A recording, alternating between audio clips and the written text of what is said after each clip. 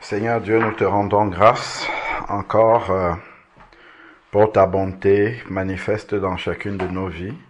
Merci pour le privilège que tu nous donnes de pouvoir nous approcher de toi encore ce jour. Viens nous dépouiller encore de tout ce qui n'est pas de toi, Seigneur Père éternel, et donne-nous, Seigneur Dieu Tout-Puissant, de pouvoir te ressembler toujours plus. Révèle-nous encore davantage de ta personne, Seigneur Père, au travers de ta parole, afin que nous puissions nous en revêtir, Seigneur Dieu, pour vraiment te refléter. Merci pour le souffle de vie que tu nous as encore accordé aujourd'hui. Merci pour ton esprit qui nous attire dans ta présence sainte, Seigneur Père éternel. Et Seigneur Dieu, viens encore disposer nos cœurs, afin que nos cœurs, Seigneur Dieu, puissent recevoir tout ce que tu veux nous donner encore aujourd'hui, et que toute la gloire te revienne au nom de Jésus-Christ. Amen. Amen. Alors, donc, vous avez dit que nous avons vu quoi la dernière fois? Sans lire, qu'est-ce que vous avez retenu? Si on était réellement en Christ, on devait obéir à la parole de Dieu et qu'on devait voir les fruits de la nouvelle naissance en nous. D'accord. Oui. Et que Dieu doit passer avant toute chose. D'accord, ok. Lorsque on voit par exemple, je ne sais pas toi, là, Wendy ou bien les deux là-bas, si d'aventure un cheval par exemple pouvait parler, d'accord?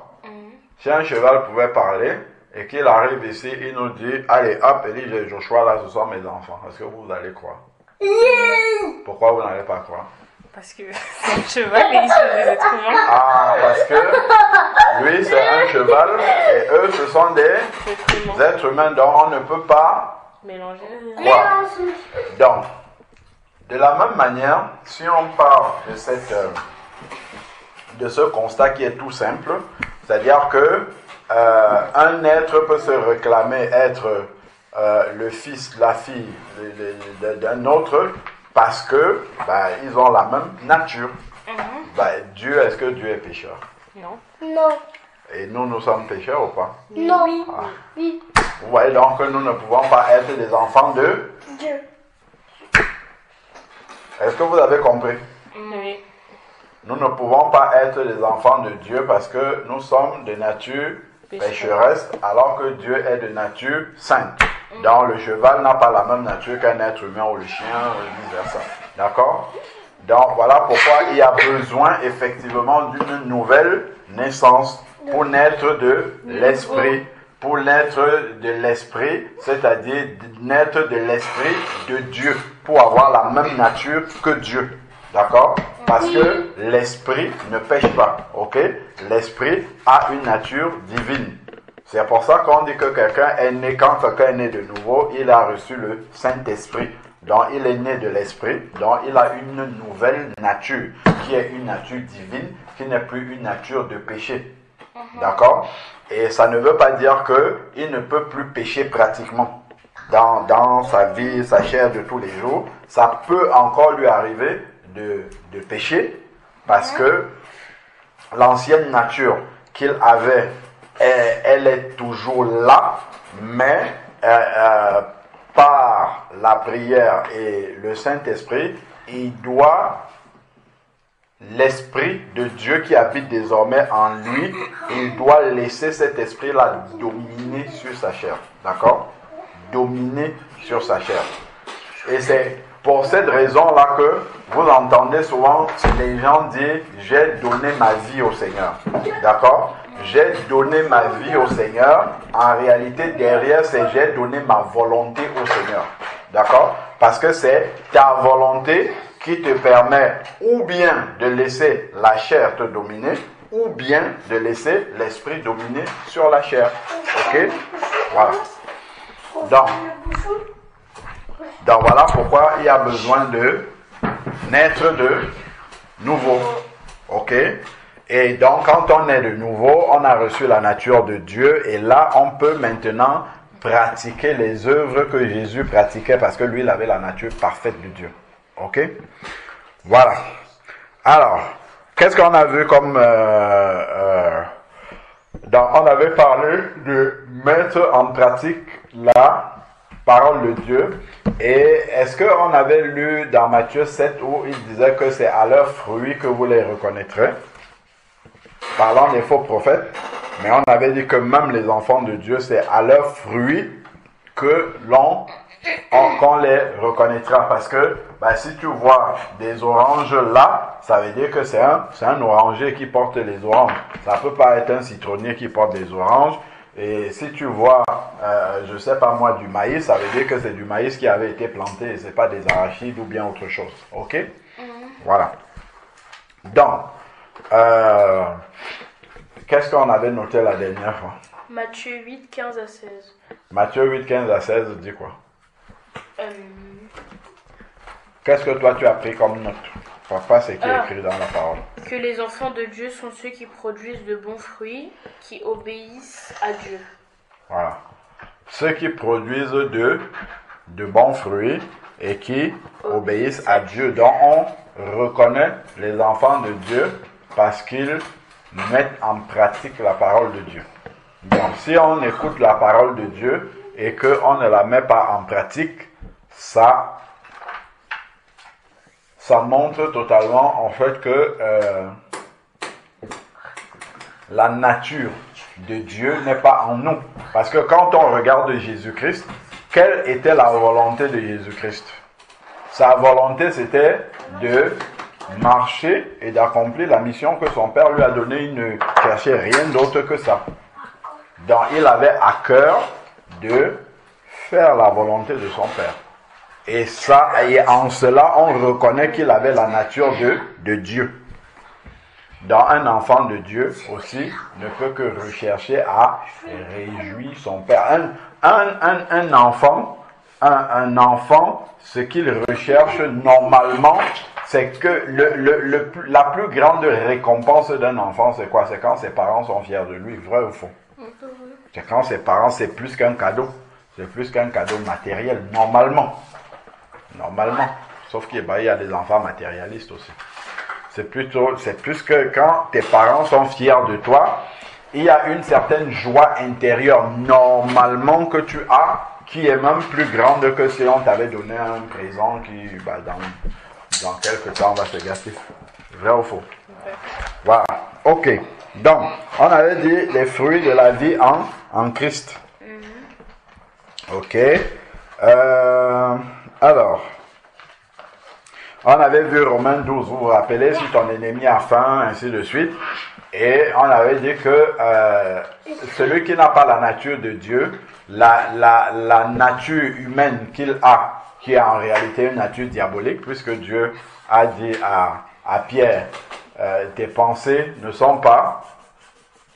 sont humaines. Quand il a dit non, tu n'iras pas à la croix. Vous vous rappelez? Il a dit à Pierre, quand il dit arrière de moi Satan, il dit tes pensées ne sont pas les pensées de Dieu. Tes pensées sont humaines. Donc les pensées humaines et les pensées du diable sont les mêmes en fait. Je parle de l'humain qui n'est pas régénéré, d'accord? Qui n'est pas né de nouveau, il a les mêmes pensées que le diable. Donc, les pensées naturelles de l'être humain, c'est de se venger. Tu me donnes un coup de poing, allez, boum, je te donne un autre coup de poing, et puis la bagarre générale commence, et ainsi de suite. Ça, c'est dans la nature normale. Mais par contre, on avait parlé de Jésus qui est allé à la croix, qui avait la possibilité de se sauver, qui avait la possibilité de descendre de la croix. On lui a dit descendre de la croix, mais il a décidé de ne pas descendre. Ok? Il a décidé de ne pas descendre pour obéir à son Père. C'est comme tout ce qu'il y a de mauvais, c'est devant nous. Nous avons le choix ou bien de le faire, ou bien de ne pas le faire. Ne pas le faire, on sait que ça réjouit le cœur de Dieu. Le faire, on sait que ça attriste le cœur de Dieu. Maintenant, le choix est entre nos mains. D'accord? C'est nous qui décidons de faire ce choix-là et Dieu, lui, ne va pas intervenir pour nous imposer de faire tel ou tel choix. Il ne va jamais nous imposer, il va juste nous dire, attention, le choix que tu es en train de faire là, voilà les conséquences. Et l'autre choix, voilà aussi les conséquences. Je te conseille de faire ce qui est bien. Ok? Parce que si tu ne le fais pas, ben voilà les conséquences qui vont arriver. Ok, donc.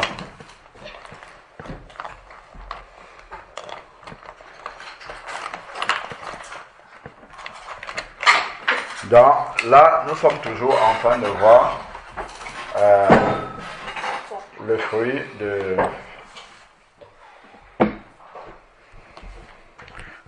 de la vie en Christ. D'accord?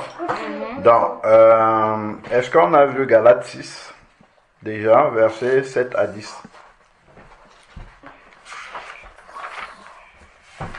Non. D'accord. On avait vu dans le chapitre de 1 Pierre, je crois que c'était chapitre 2, où il disait qu'il fallait désirer comme un enfant nouveau-né le lait dont flatter la parole de Dieu. Est-ce que vous vous rappelez de ça? Oui. Et on avait dit que ça c'est un enfant qui est nouveau-né. Normalement, il désire du lait et c'est... Qu'est-ce qu'on a dit? 1 Pierre 2, verset... Oui, donc qu'un enfant devait...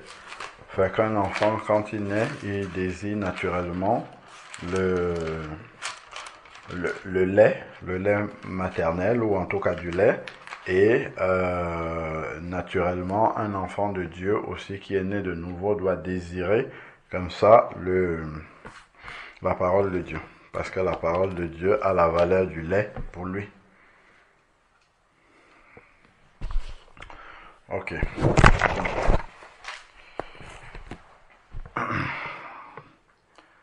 Alors,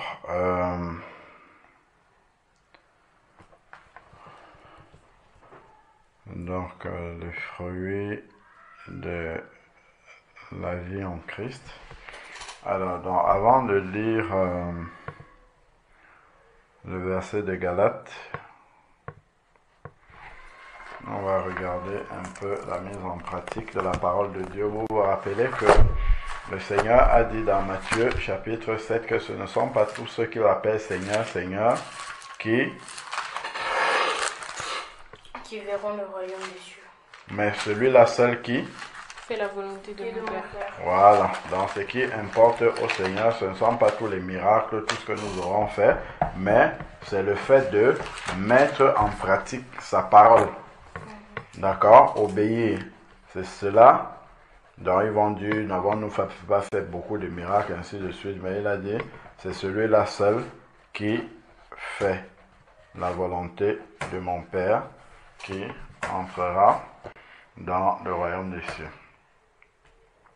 Et il y a un autre passage, je pense que c'est dans Luc, si je ne me trompe pas, où il dit, pourquoi m'appelez-vous Seigneur, Seigneur, et ne faites-vous pas la volonté de mon Père?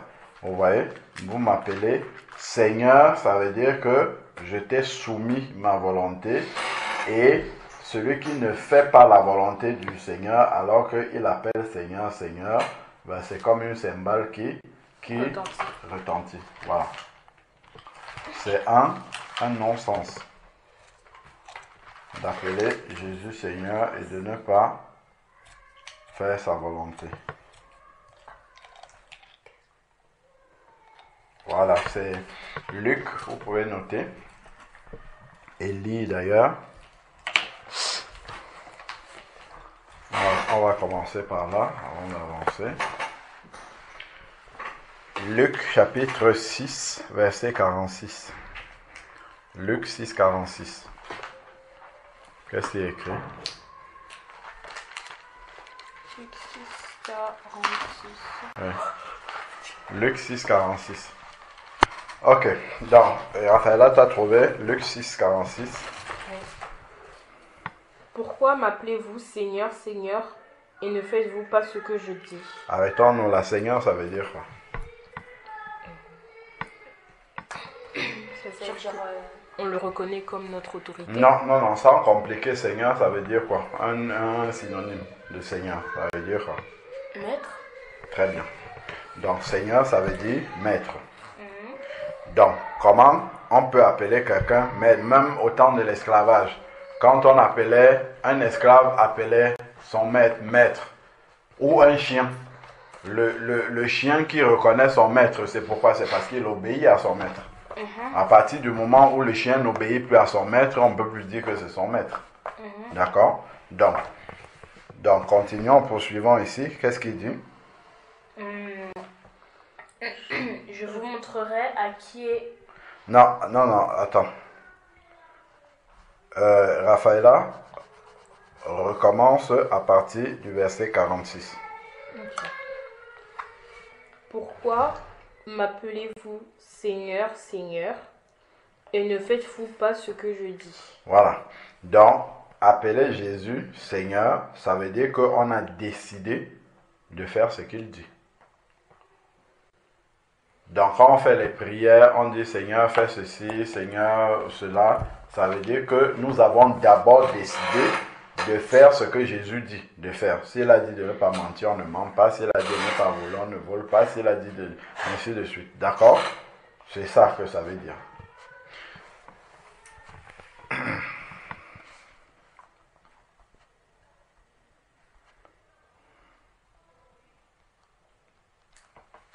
Après. Je vous montrerai à qui est C'est semblable. le verset 47? Oui.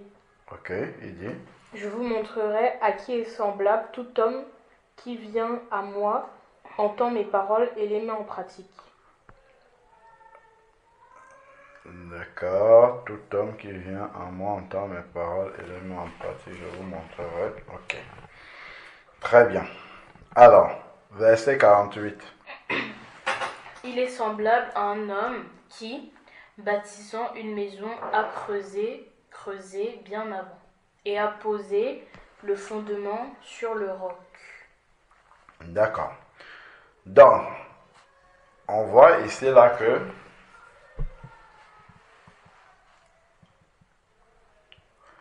le Seigneur Jésus dit, donc je te laisse finir de noter.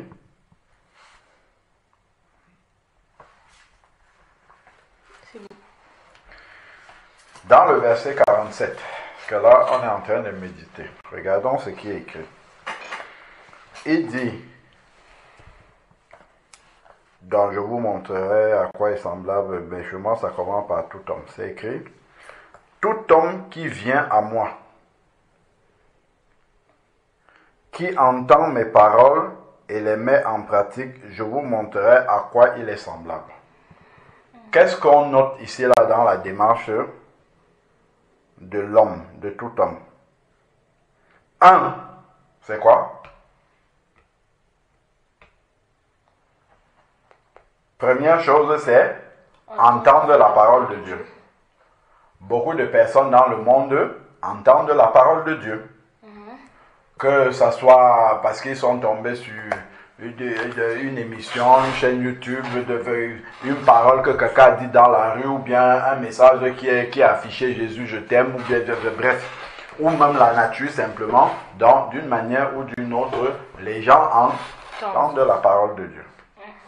Première chose. Ensuite, maintenant, deuxième chose, c'est quoi? La mettre en pratique.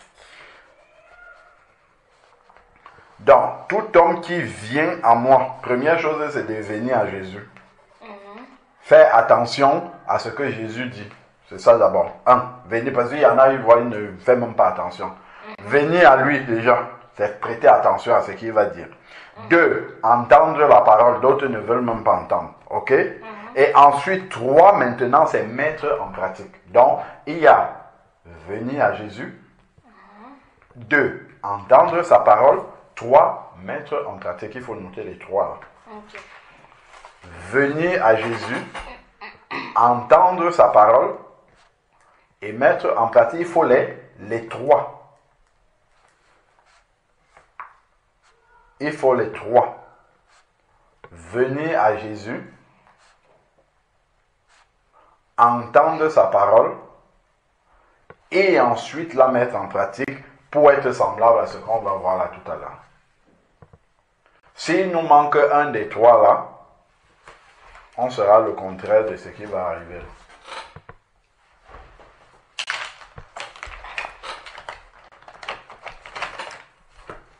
Donc, entendre la parole, par exemple, c'est méditer la parole de Dieu.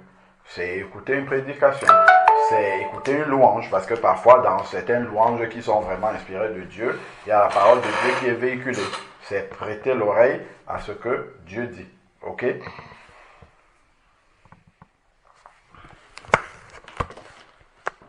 C'est bon? Donc, il y a trois étapes que nous sommes en train de voir.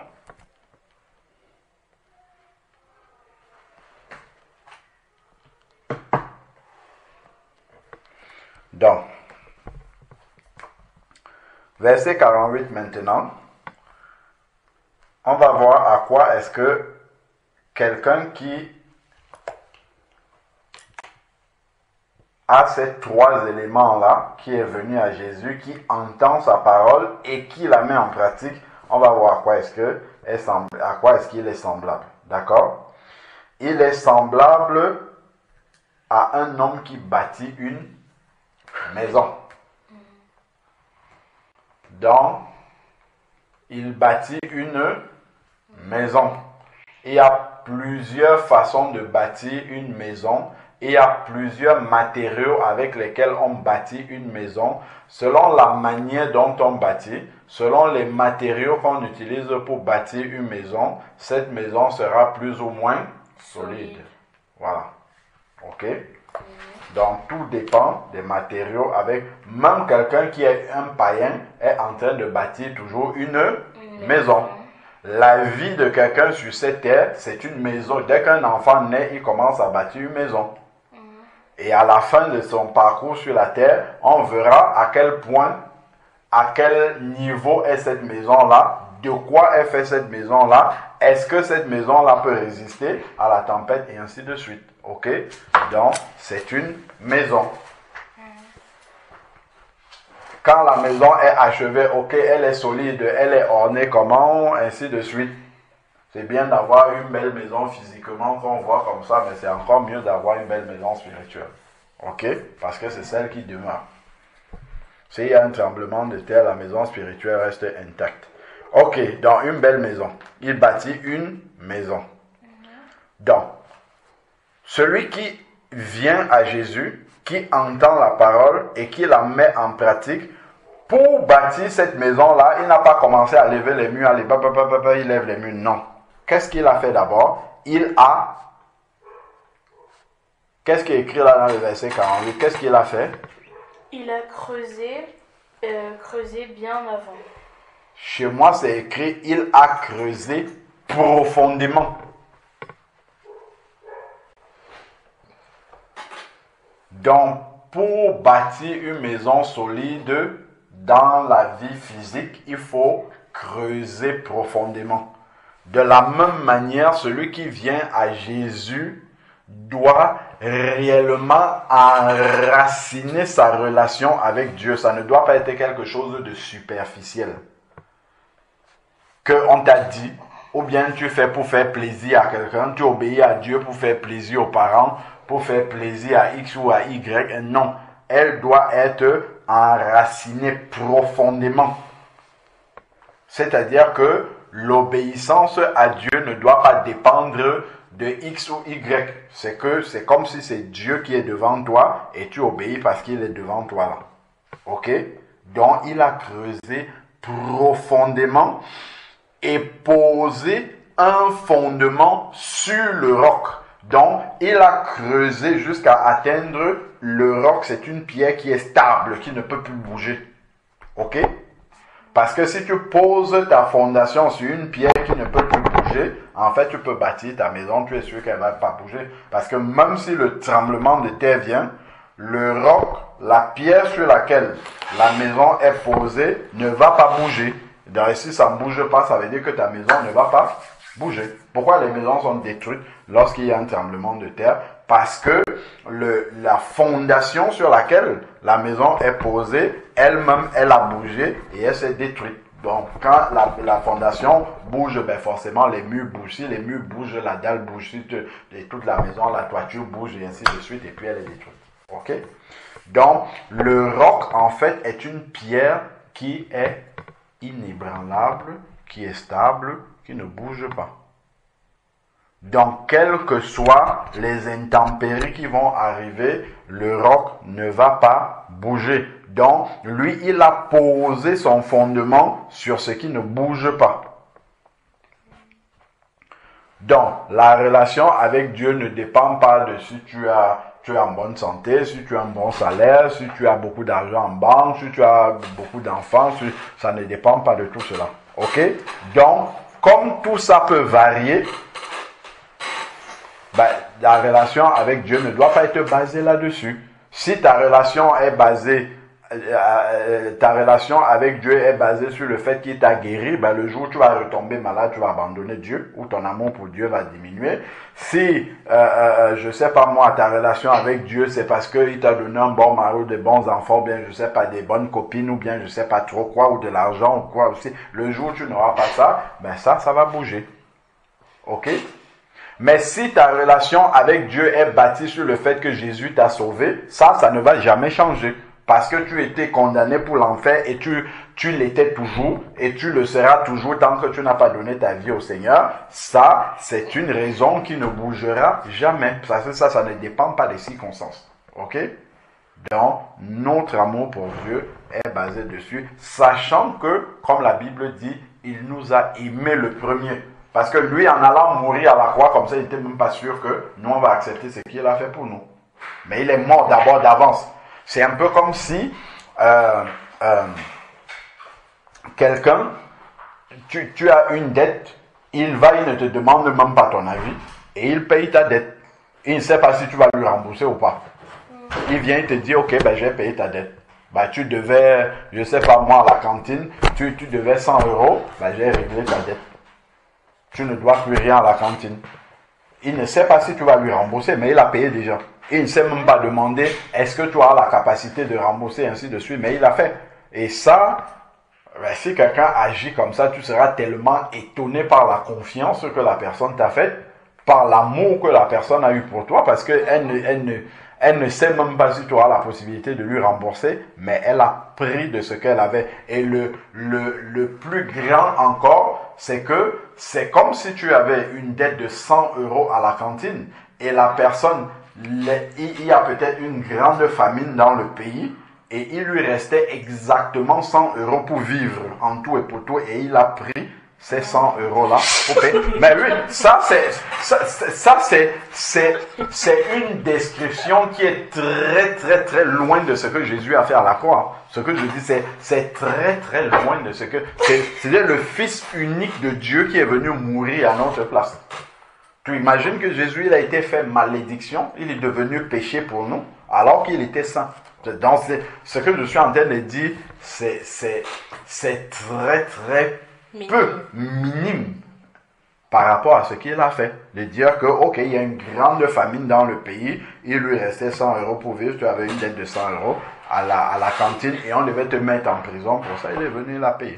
Non, personne ne peut faire ça. Justement, personne ne peut faire ça, c'est ce que Jésus... C'est le 1 millionième de ce... C'est de multiplier par 1 milliard ce que Jésus a fait. Voilà. Donc, effectivement, bâti sur le roc. Bon. Maintenant, une fois qu'on a bâti la maison sera toujours... La solidité de la maison va être testée. C'est écrit ici, une inondation est venue. Ok? Une inondation est venue. Et le torrent s'est rué contre la maison. Donc, une déferlante, quelque chose de vraiment puissant est venu se heurter à la maison. Et on va voir donc, est-ce que cette maison-là résiste. Donc, nous pouvons confesser de notre bouche.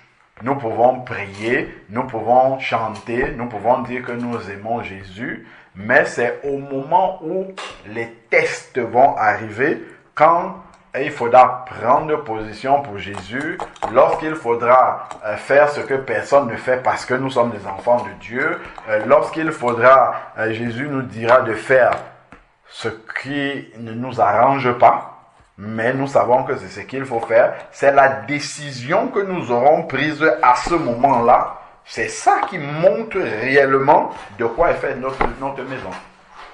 Est-ce que vous avez compris? Voilà. Notre maison, ce n'est pas quand tout va bien, on a tout ce qu'on veut, on prie au Seigneur, merci pour tout ce que tu me donnes. Ça, c'est pas là que la solidité de la maison est testée. La solidité de la maison, elle commence à être testée lorsqu'il y a des difficultés. Lorsque ça ne nous arrange pas. Lorsque ça nous dérange.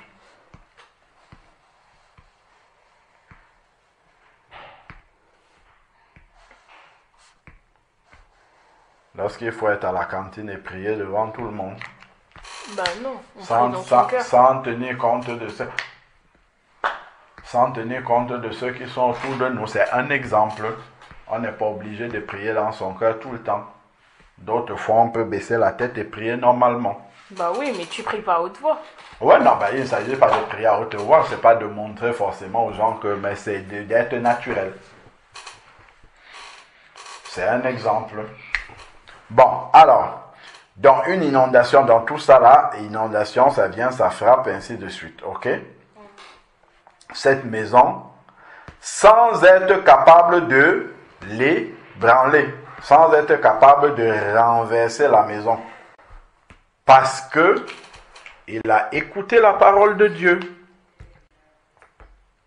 Il est venu au Seigneur, il a écouté la parole de Dieu et il l'a mise en pratique. Et ça, on peut voir l'exemple avec qui? Un exemple, Marthe et Marie. Vous vous rappelez que Jésus, il enseignait la parole de Dieu. Marie, elle était assise à ses pieds et Marthe était en train de s'affairer à beaucoup de choses. Et après, l'inondation est venue. C'était quoi l'inondation? La mort de Lazare. La mort de Lazare. Et elles ont eu deux réactions différentes. Ok? Marthe qui disait que son frère sent déjà, ça fait 4 jours qu'il est dans le tombeau et sent. Dans la foi, elle n'avait pas la foi que Jésus pouvait ressusciter là. Pourtant, elle croyait dans la résurrection. Mais elle croyait dans la résurrection à la fin de toute chose. Jésus lui dit, je suis la résurrection et la vie. C'est-à-dire que c'est moi qui décide de quand il y a la résurrection. Mais ça, elle voyait toujours ça très loin. Parce que sa foi n'avait pas, la Bible dit que la foi vient de ce qu'on entend et ce qu'on entend vient de la parole de Dieu. Mais comme elle écoutait la parole de Dieu en étant affairée à autre chose, ça n'a pas produit la foi qu'il fallait au moment où l'inondation est venue. Et comme Marie avait tout laissé et elle était assise aux pieds de Jésus et qu'elle ne faisait que ça, ça a installé la foi suffisante. En sorte que lorsqu'elle a appris que Jésus était là, elle a couru, elle savait que comme il est là, quel que soit ce qu'il y a, quelque chose peut changer. Vous voyez? Là, c'est dans Jean 11, je pense qu'on voit ça. On voit toute la différence de comment les maisons sont construites en fonction de la manière dont on reçoit la parole de Dieu. Donc ensuite, maintenant, sans être capable de l'ébranler. Pourquoi? Parce qu'elle était bien bâtie. Bâtie sur l'obéissance à la parole de Dieu. Tout ce n'est pas facile, mais ça permet de nous travailler, en sorte que quand l'épreuve est là, on peut réagir de la bonne façon. Ok? Ensuite, maintenant, mais celui qui... Voilà. On va prendre l'inverse maintenant. On avait dit qu'il vient en moi, qui entend la parole et qui met en pratique. 3 éléments. On voit le contraire maintenant dans le verset 49. Luc 6, 49 qui est dit, mais ça introduit une contradiction. Celui qui, entend, donc c'est déjà bien d'entendre, ok, et ne met pas en pratique. Donc, ici, entendre la parole de Dieu, si on prend par exemple tous ceux qui sont à l'église, dans une réunion de prière ou je sais pas moi, dans un culte, tout cela va entendre la prédication de la parole de Dieu. Tout le monde va entendre, ou ceux qui écoutent sur YouTube ou qui écoutent, peu importe où ils écoutent, d'accord? Entendre, c'est bien, et ne met pas en pratique. C'est là que la différence va se faire, ok? Est semblable à un homme qui il a aussi bâti une maison. Les deux ont bâti des maisons, mais la solidité de leur maison n'est pas pareille. Donc, ne met pas en pratique est semblable à un homme qui a bâti une maison sur... Il a bâti une maison sur quoi? Sur la terre. Sur la terre. L'autre avait bâti sur quoi? Sur le roc. Le roc, c'est une pierre qui ne bouge pas. La terre, tremblement de terre, la terre n'est plus. Ok? Donc, il a bâti sur quelque chose qui peut bouger en fonction des circonstances. La terre. D'accord? Sans fondement. Pas de fondation. Le torrent s'est rué contre elle. Dans l'épreuve est venue sur la maison. Aussitôt, elle s'est écoulée. C'est-à-dire qu'elle n'a même pas résisté, même un peu. C'est pour ça que souvent, vous voyez certaines personnes sont là, je ne sais pas, à l'église ou bien au milieu des chrétiens, tout ça et tout. Et après, il y a une circonstance dans leur vie qui arrive. On voit un changement brutal. On se demande, mais c'est bien avec cette personne, c'est qu'on écoutait la parole de ben, si, c'était avec cette personne, mais les racines à l'intérieur, les motivations du cœur à l'intérieur de la personne n'étaient pas les bonnes.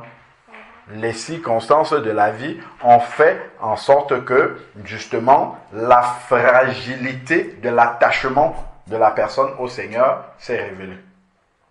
Avec les épreuves, avec les difficultés.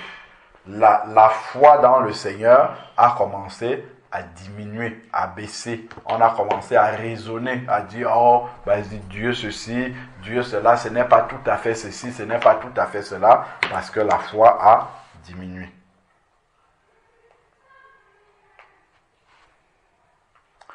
Alors, donc, le torrent s'est rué contre elle. 2 points. Aussitôt, donc, sans résistance, elle s'est écroulée. Plus de maison. Et la ruine de cette maison a été grande. Donc, la mise en pratique de la parole de Dieu est le fondement total et complet. C'est pour ça que Jésus dit, ce ne sont pas tous ceux qui m'appellent Seigneur, Seigneur. D'ailleurs, et avant ça, et les autres vont dire, n'avons-nous pas fait des miracles, n'avons-nous pas prophétisé, n'avons-nous pas chassé les démons en ton nom? Vous voyez, tout ça, ce sont des œuvres de puissance qui sont basées sur la foi en Jésus. Hein. Dans même tout cela, tout ce que Jésus demande, c'est pourquoi n'avez-vous pas mis en pratique ma parole? Fais la volonté de mon Père qui est dans les cieux. D'accord? Vous comprenez que c'est ça qui est la base. Faire la volonté du Père.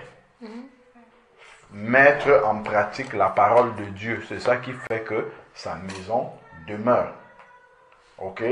Donc ça ne sert à rien de dire oui, je suis chrétien, je suis ceci, mais si dans la pratique de la parole de Dieu,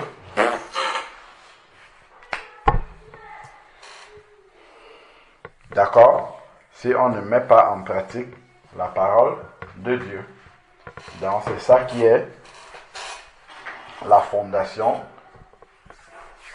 qui est le plus important. Est-ce que vous avez des questions?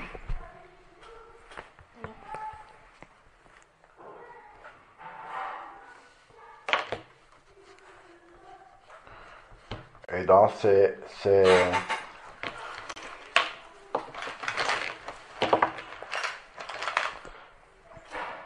là-dessus que l'on reconnaît véritablement le fruit de la vie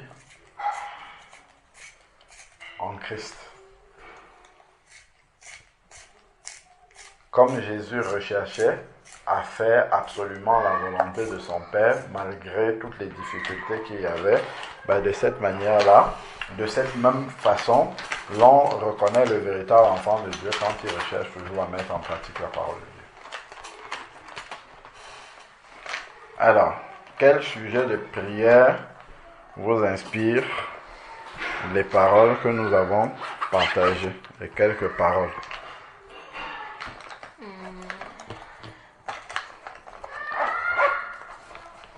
Que Dieu puisse nous aider à avoir une relation enracinée avec lui. Voilà. Très bien. On va prier pour ça. Tu vas prier pour ça. Seigneur, je te remercie pour la parole que nous venons d'entendre. Je te prie pour que nous ne puissions pas l'oublier. Je te prie aussi pour que tu puisses nous aider à avoir une relation enracinée en toi et que notre relation avec toi ne puisse pas être superficielle. Amen. Fait qu'on puisse, même quand il y a des épreuves, qu'on puisse toujours avoir foi en toi. Amen. Et que notre relation avec toi soit basée soit solide. Au nom de Jésus-Christ. Amen. Amen.